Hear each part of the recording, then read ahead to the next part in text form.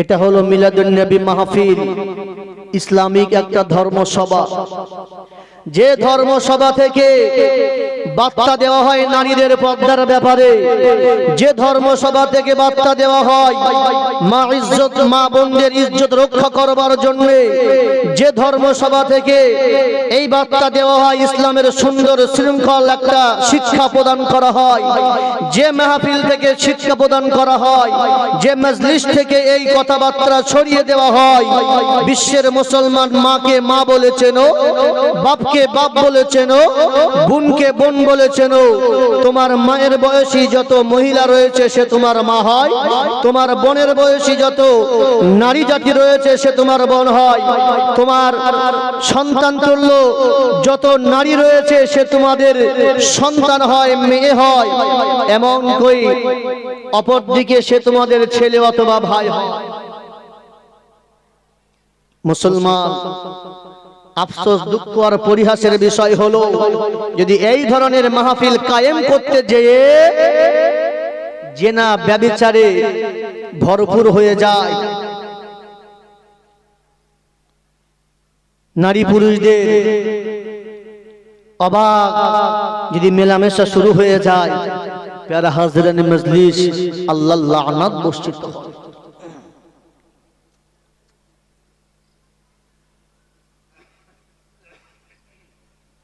আল্লাহ নবী আমার বললেন, যে ঘরের মেয়ে, যে ঘরের স্ত্রীটা, যে ঘরের সন্তানটা শরিয়তের বারখেলাপি কাজ করলো, অথচ তার পিতামাতা, তার অভিভাবক তাকে নিষেধ করলো না, প্রতিবাদ করলো না, প্রতিবাদ করলো না, প্যারা হাজরানে মজলিস আল্লাহর নবী আমার বললেন ওই ব্যক্তিকে মহান নবী বললেন দায়ুস। দায়ুসদের ঠিকানা প্রিয় নবী বললেন আদ-দায়ুসু লা ইয়াদখুলুল জান্নাহ, দায়ুসরা কোনোদিন জান্নাতে যাবে না। প্যারা হাজরানে মজলিস, আমার সম্মুখে যখন অন্যায় কাজ হচ্ছে, আমার সম্মুখে যখন অপরাধ কাজ হচ্ছে, আমার সম্মুখে যখন শরীয়তের বারখেলাপি কাজ হচ্ছে, আমাকে আপনাকে অবশ্যই আলবাত্তা রুখে দাঁড়াতে হবেই হবে। আমার বহেরা দক্ষিণ পাড়া গ্রামবাসী, আমার যুবক জওয়ান বন্ধুদের কাছে আমার আবেদন, এই মাহফিলটি যেন আমার আপনার জন্য নাজাতের কারণ হয়ে দাঁড়ায়, সেদিকে খেয়াল রাখতে হবে। বাবা মার, এই মাহফিল গতদিন ছিল না, আজ আছে, আগামীতে থাকবে না। গতকাল ছিলাম, আজ হায়াতে আছি, জানি না আগামী কাল আল্লাহ আমার হায়াতে রাখবেন কি রাখবেন না। যাদের কাছে আমাদের এই মাহফিলে বসবার মতো সময় রয়েছে আর সুযোগ রয়েছে, আমরা যত শীঘ্র সম্ভব এই নবিয়ানা মাহফিলে আমরা অংশগ্রহণ করি, এই নবিয়ানা মাহফিলে আমরা একটু বসবার চেষ্টা রাখি, আল্লাহ পাক কবুল করে। প্যারা হাজরানে মজলিস, কে কতদিন কতক্ষণ দুনিয়ার জমিনে থাকবো আমি আপনি কেউ বলতে পারবো না। যখন মহান আল্লাহ ডাক এসে যাবে, আমাকে আপনাকে তো বিদায় নিতে হবেই হবে। মহান আল্লাহর ডাক যখনই আসবে চলে যেতে হবে। তবে যতক্ষণ দুনিয়ার জমিনে রয়েছি, রাহাজানি, বাটপারি, চিটিংবাজি যাই করি না কেন, দুনিয়ার জমিনে যতক্ষণ রয়েছি ততক্ষণই সম্ভব। দুনিয়া থেকে বিদায় হয়ে গেলে কবরে যাওয়ার পরে আর কোনো বাটপারি চলবে না, আর কোনো রাহাজানি চলবে না। দুনিয়ার মানুষ আপনাকে কে কি বলে ডাকলো, আপনাকে দুনিয়ার মানুষ বড় হাফেজ বলে ডাকলো না, বড় কারি বলে ডাকলো না, মুফতি বলে ডাকলো না, বড় বক্তা বলে ডাকলো না, ডাক্তার বললো না, মাস্টার বললো না, ব্যারিস্টার বললো, মহান আল্লাহ জানান এটা কোনো যায় আসবে না, কোনো বান্দার কোনো উপকারে আসবে না, কোনো ক্ষতিও করতে পারবে না। আমি আজকে বক্তৃতার আসনে বসে আমার কথার মার পেঁচে ফেলে আমি আপনাদের কাছে বোঝাতে সম্ভব হলাম যে আমি আল্লাহওয়ালা মুত্তাকি। যুক্তির খাতিরে আপনারা মেনেও নিলেন। আদতেও যদি আমি মুমিন না হই, মুত্তাকি না হই, ভাই আমার কবরে যাওয়ার সঙ্গে সঙ্গে আমি আপনি পাকড়া হয়ে যাব। কবরটা যেমন তেমন জায়গা নাই, কবরটা অনেক কঠিন জায়গা। প্যারা হাজরানে মজলিস, দুনিয়ার মানুষ আপনাকে কি বললো এটা কোনো যায় আসে না। কবর চেনে আমলে সালিহা, নেক আমল চেনবে কবর, এছাড়া কবর আর কিছু চেনবে না। নওজওয়ানেরা, তরুণেরা, ও নবী পাকের প্রেমিকেরা, মহান আল্লাহ জানিয়ে দিলেন ফামান যুহজিয়া আনিন নারি ওয়া উদখিলাল জান্নাতা ফাকাদ ফাজ। ও যুবকেরা, জওয়ানেরা, নবী পাকের প্রেমিকেরা, মহান আল্লাহ জানিয়ে দিলেন ও আমার বান্দা মনে রেখে দিও, দুনিয়ার মানুষকে তোমাকে কি বলে ডাকলো?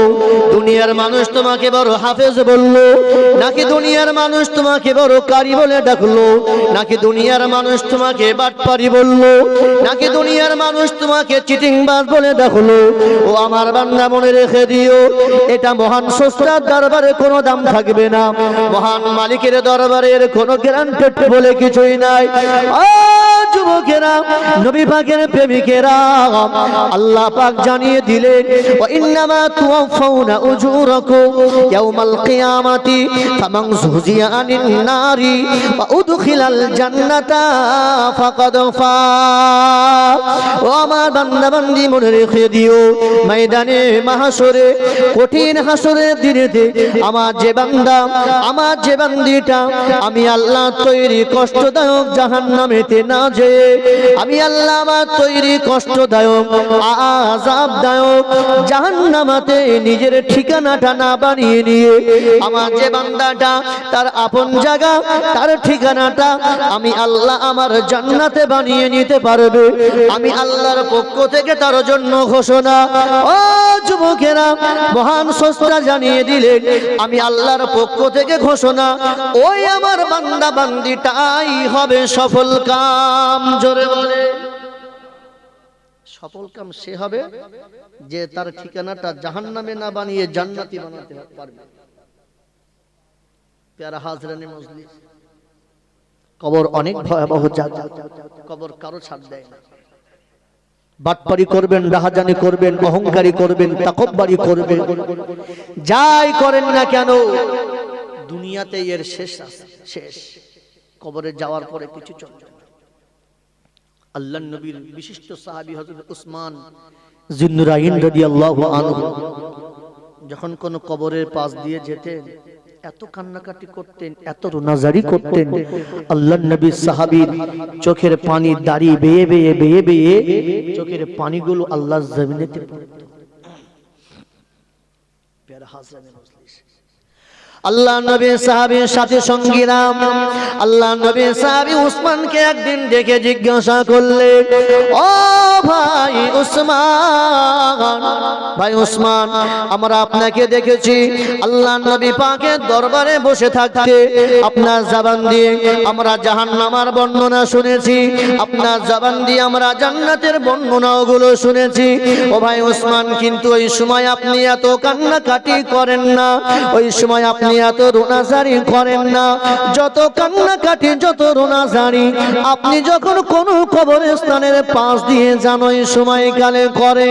আল্লাহ নবীর সাহাবী হযরত উসমান জানিয়েছিলেন, ও নবীর সাহাবীরা, তোমরা কি আমার নবীর জবান দিয়ে শোনো নাই?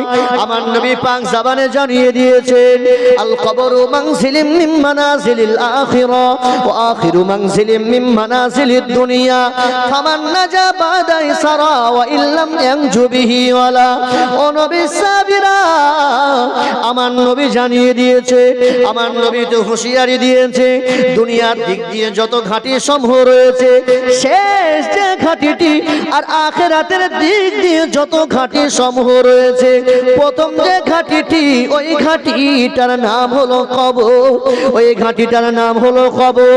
আল্লাহ নবী আমার জানিয়ে দিয়েছে, আল্লাহ যে বান্দা ওই কবরে ধরা পড়ে যাবে, আল্লাহ যে বান্দাটা ওই কবরে পাকড়া হয়ে যাবে, বনি আদমের পরবর্তী যত ঘাঁটি সমূহগুলো রয়েছে, বনি আদমের পরবর্তী যত মঞ্জিল সমূহগুলো রয়েছে, ওই সমস্ত মঞ্জিলে বনি আদম ধরা পড়ে যাবে।